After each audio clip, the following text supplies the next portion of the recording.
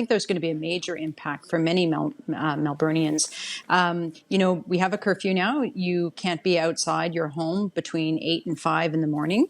There are going to be many restrictions in terms of workplaces. So they're going to be shutting down many workplaces that are currently open to try to restrict that interaction between people.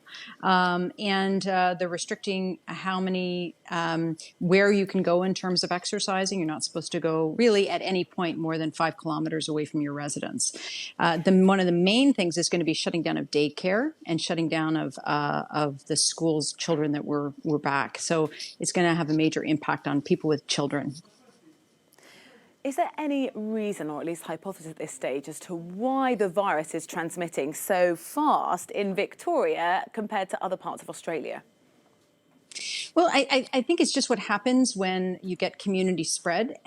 With the second wave, with the first wave, we were able to identify the people most at risk, and they had relatively few contacts because they knew that they were at risk. They'd been traveling, for example, or had contact with a traveler.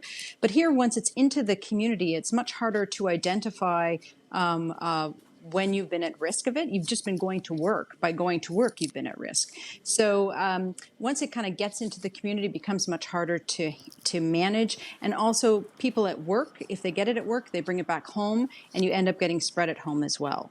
In fact, when they talk about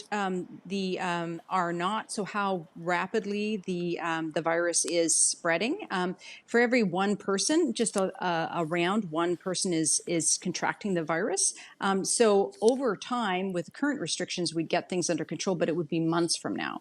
So this is the only way we can kind of get things under control quickly so that we can get back to some kind of a normal way or close to normal way of living in a less than 6 months. And that is a while away, because in Melbourne, these new restrictions are in place until the second week of September. How are just locals responding to this? Is there concern that there might be sort of lockdown fatigue? There is lockdown fatigue. And I think there's fatigue everywhere, and that's part of the problem. When we start to loosen up, the challenges in a lot of jurisdictions, people start to think they're past it. They start to think that they can live life as normal with lots of social interactions and connections, and we just can't. But there definitely is lockdown fatigue. There's overall a sense of dejection here that it's just not going to improve for an awfully long time. Also, we're kind of a bit of the pariahs of Australia. Australia still seems to be doing well, other than Victoria. And so there's a real sense that we are different, and we're almost kind of bringing this into Australia.